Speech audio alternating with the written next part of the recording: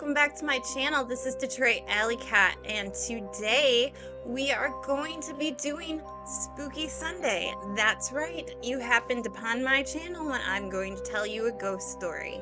And I live in the beautiful state of Michigan. I always feel so silly when I do that, but you know, Michigan, the Mitt, it's a thing.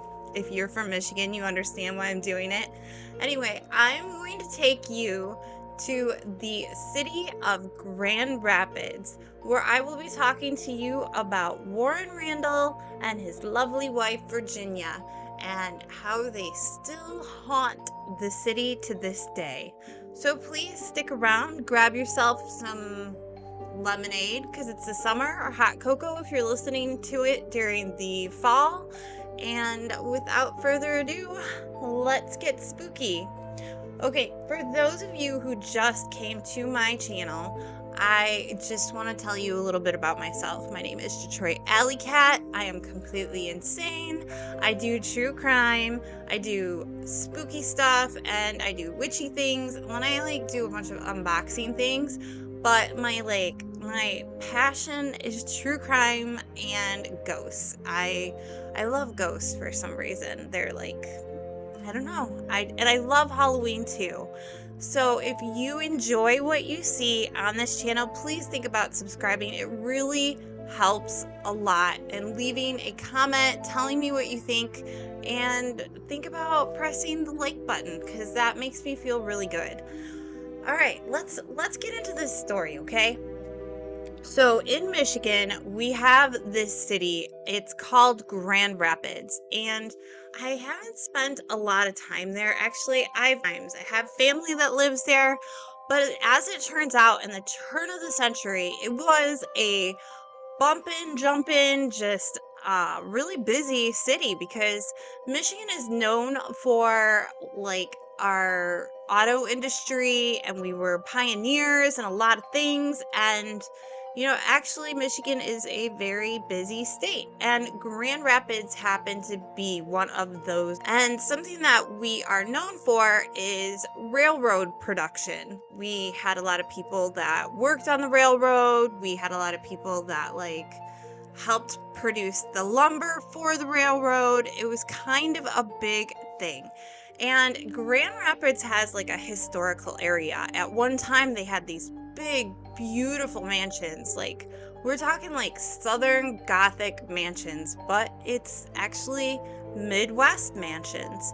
And in this area there was a mansion, and this mansion had a name. It was called the Judd-White Mansion. Prior to 1907, it had actually been a boarding school, and there was a couple of different families that had lived there, but I believe it was primarily built by a family called the Judd-White family. And then it kind of had some not very colorful history, but it was a very beautiful mansion. And in 1907, a couple came to Grand Rapids, and they were so excited to be there. They had great prospects, and it was William Randall and Virginia. So William Randall actually worked on railroads, and I believe he had a pretty good job in the railroad industry because he obviously bought a mansion. So he wasn't just one of the little worker bees. He was one of the head honchos, probably had a lot to do with planning and all that kind of stuff.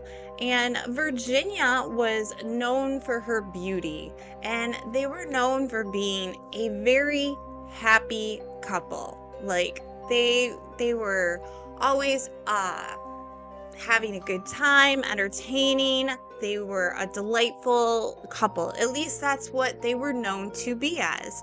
And they were never really one of those couples that people said, they fight all the time and things are always happening. They were just they were a happy couple. And then there was an incident.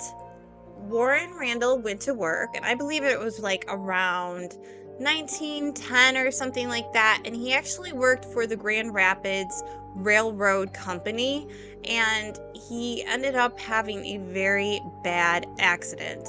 I actually wanted to check to make sure what he did, and he was called a brakeman. So I'm thinking that's like an engineer job. I don't know very much about railroads and the logistics of it, but he was a brakeman and he had a horrible accident and he ended up losing his leg. Medical science was not what it is today, and it was kind of common, more common than it is today.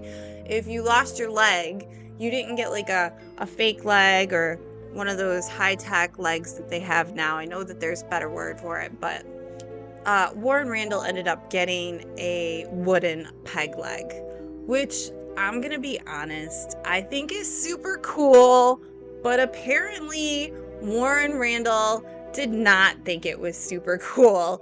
He was really upset. I believe he had some hard times with the job because he couldn't do his job like he used to do it. And his wonderful relationship with Virginia started to go downhill. The neighbors started saying that they started fighting. They could hear them screaming at each other, and they would hear Virginia threatening to leave. And it was said that Warren actually started becoming extremely paranoid and mean. And he started accusing Virginia of cheating on him. And there's no proof that that happened. But what we do know is that Virginia felt extremely uncomfortable in the house and would leave on many nights occasions. And I just think that that's probably something that most people would do if they had someone screaming and yelling at them and accusing them of stuff. And she did that. And one of the last nights that everyone remembers, one of the last nights that Warren and Virginia had a argument, they actually found out, well, the police were called, and Warren was chasing Virginia down the road with a straight razor. And I know I'm laughing, but domestic violence really isn't funny. And I guess the police had said that they had to go to the residence or see the couple on multiple occasions, and this hasn't been the first time, but the straight razor, I guess, really spooked Virginia. Like, she was like, I'm done, I've had enough, I'm leaving. And so she packed up her stuff and she left, and it was 1911, and she basically told him, like, I'm absolutely done, I'm not coming back.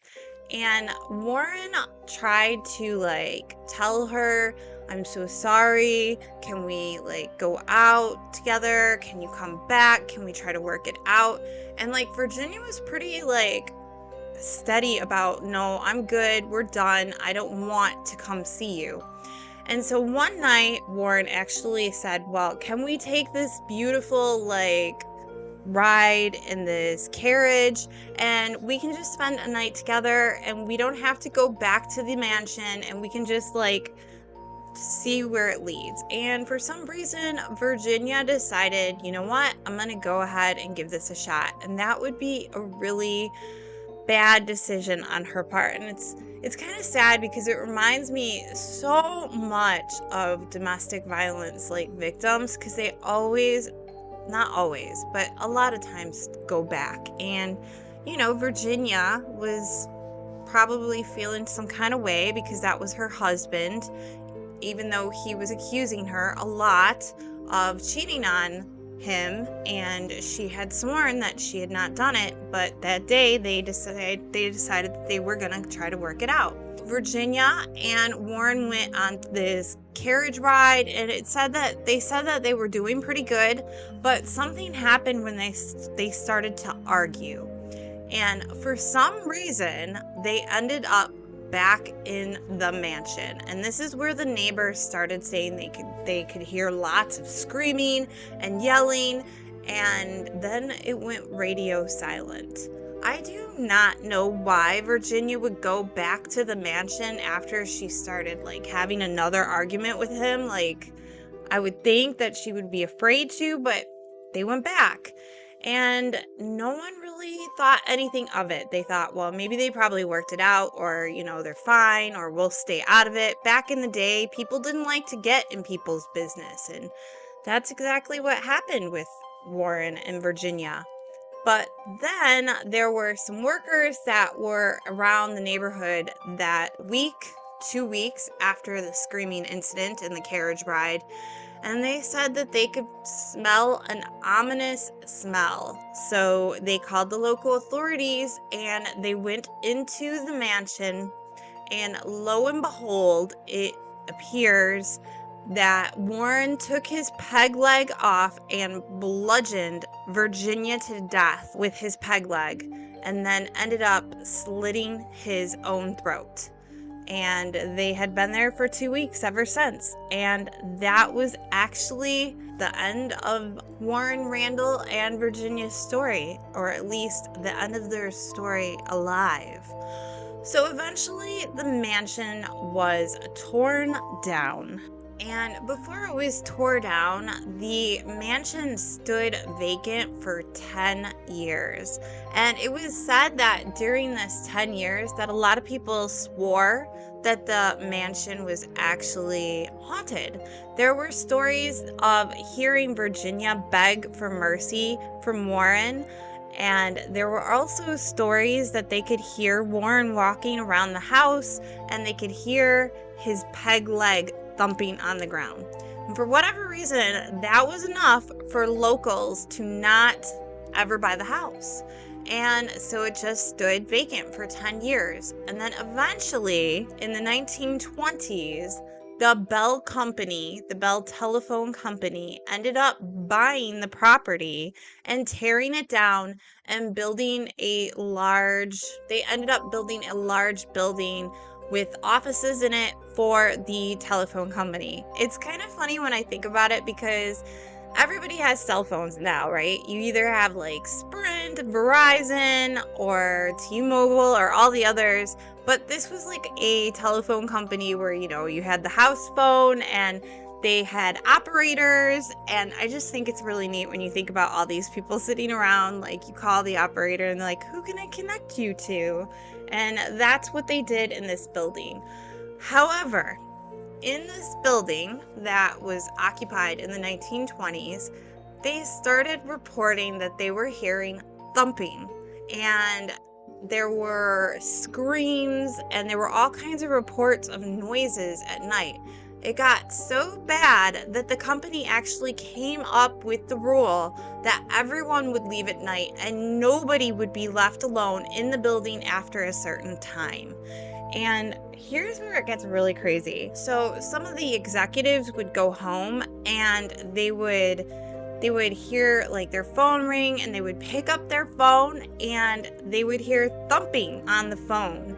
And they would be like, hello, who's there? And they just kept hearing thumping. Well, they worked at a telephone company, so they had the phone calls that went to their home traced, and they all went back to the telephone company's building, the building that was built on the site of Warren and Virginia's old home. And it said that there were many other different incidents that happened too, like being able to see a woman walk through the building, or they heard Warren screaming, and that is actually still going on to this day. People are afraid to go into the building at night. I believe they no longer have the Michigan Bell Telephone Company there. I think they're office buildings, and there's little offices in there for different companies, but it's still rumored that the building is haunted and people do not stay after night. So I thought that was a really interesting story, especially for you people that live in Grand Rapids. You got to tell me if you've ever heard that story before. Are you close to that building? If so, have you ever seen anything? I thought it was really cool. I hope you liked my story. Thank you so much for watching. If you watched all the way to the end, I would hope that you would think about sticking around and watching some more of my videos. And yeah, so please subscribe, ring my little bell. Tell me what you think, and as always, stay spooky and stay safe. Bye.